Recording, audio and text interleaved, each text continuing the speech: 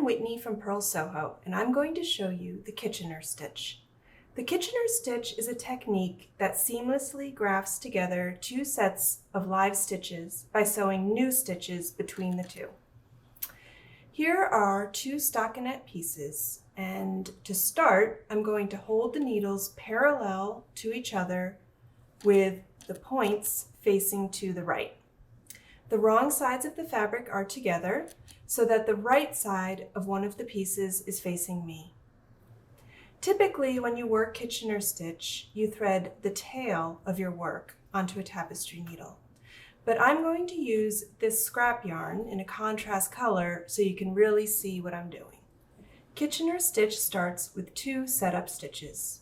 To begin, insert the threaded tapestry needle through the first stitch on the front needle, purlwise, from the back to the front as if you're purling, and pull the yarn through. Next, take the tapestry needle through the first stitch on the back needle, knitwise, from front to back as if you're knitting, and pull the yarn through. These are the two setup stitches. Now we're going to do a series of 4 steps that you repeat over and over again. 1. Insert your needle through the first stitch on the front needle, knitwise, from front to back, pull the yarn through, and let this stitch drop off the needle. 2. Insert the needle through the next stitch on the front needle, purlwise, from back to front, pull the yarn through, and let the stitch stay on the needle. That's the front needle. Now for the back needle, you insert the needle through the first stitch purlwise and drop this stitch off the needle. Then you insert your tapestry needle through the first stitch on the back needle knitwise from front to back and allow this stitch to stay on the needle. Let's repeat these steps a few times. Come through the first stitch on the front needle knitwise and drop that stitch off the needle. Come through the first stitch on the front needle purlwise and leave that stitch on the needle. Come through the first stitch on the back needle purlwise and drop that stitch off the needle. And then come through this stitch knitwise and leave it on the needle. Again, front needle, knitwise, drop it off, front needle, purlwise, leave it on, back needle, purlwise, drop it off, back needle, knitwise, leave it on.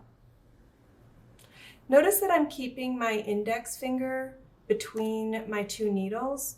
This is so the tension of my Kitchener stitch doesn't get too tight.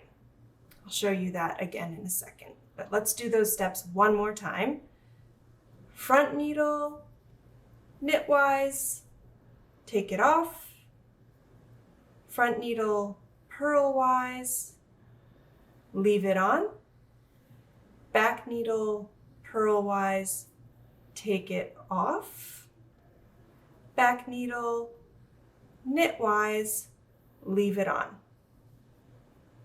Okay, so you can see here that we really are making a new row of stockinette stitches that's connecting these two pieces of fabric.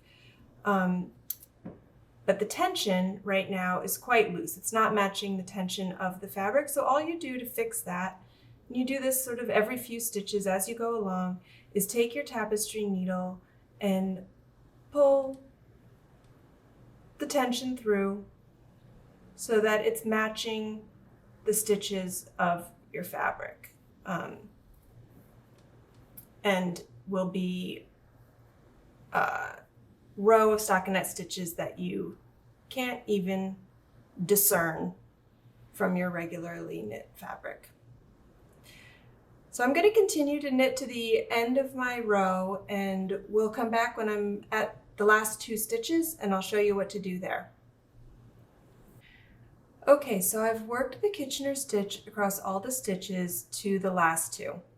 To work these, you continue as before by inserting the needle knitwise into the first stitch on the front needle and taking that stitch off.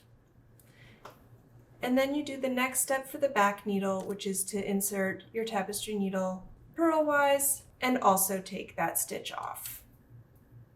So that's the Kitchener stitch. It's a beautifully seamless technique. It is perfectly invisible and a little bit magic. I hope you use it a lot.